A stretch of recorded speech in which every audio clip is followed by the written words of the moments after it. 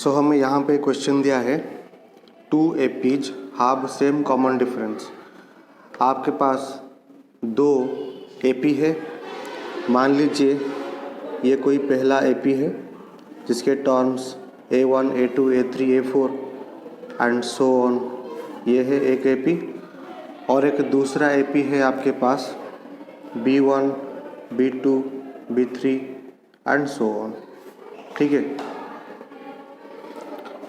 2 APs have same common difference. यहाँ पे common difference जितना है यहाँ पर भी आपको कॉमन डिफरेंस उतना ही मिलेगा। दोनों AP में कॉमन डिफरेंस सेम है। Difference between their 100th term is 100। ये वाला जो AP है इसका 100th टर्म कितना हो जाएगा, A प्लस 99D। और ये जो AP है इसका जो 100th टर्म है वो हो जाएगा B plus 99D। So according to the question ये दोनों 100th टर्म के बीच का जो डिफरेंस है वो 100 है। मतलब A 100 term minus B 100 is equal to 100।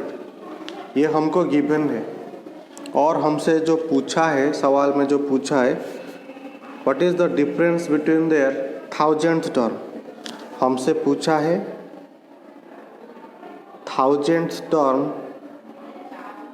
ये पहला वाला जो AP है इसका 1000th टर्म और ये जो दूसरा AP है इसका 1000th टर्म के बीच में डिफरेंस कितना है।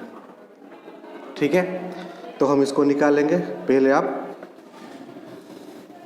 यहीं से हम स्टार्ट करेंगे क्योंकि गिवन में हमको ये दिया है।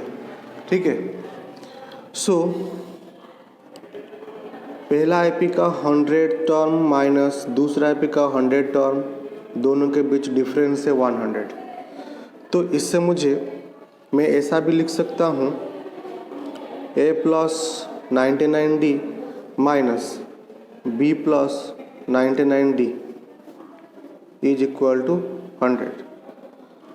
A प्लस 99D ब्रैकेट अगर खुल जाएगा तो minus B minus 99D equal to में 100 हो जाएगा।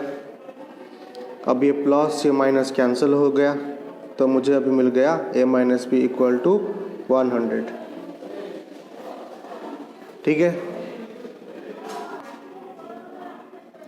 सो यहाँ से मुझे मिल गया A minus B equal to 100। इसको मैं इक्वेशन 1 दे देता हूँ। और मुझे पूछा था पहला AP का 1000 टर्म माइनस दूसरा AP का 1000 टर्म। अब ये डिफरेंस कितना आएगा ये मुझसे पूछा था।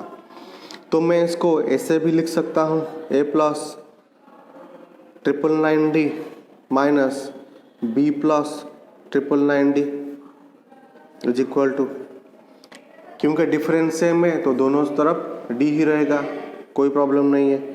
अब अगर मैं ब्रैकेट को ओपन करूँगा A plus 999D minus B minus 999D, अब ये प्लस ये माइनस कैंसिल हो गया तो मुझे मिलेगा यहाँ पे A माइनस B। अब इसकी वैल्यू कितनी होगी, अगर आपने यहाँ पर देखा होगा मैंने अभी ही A माइनस B की वैल्यू निकाला था, कितना 100 निकाला था।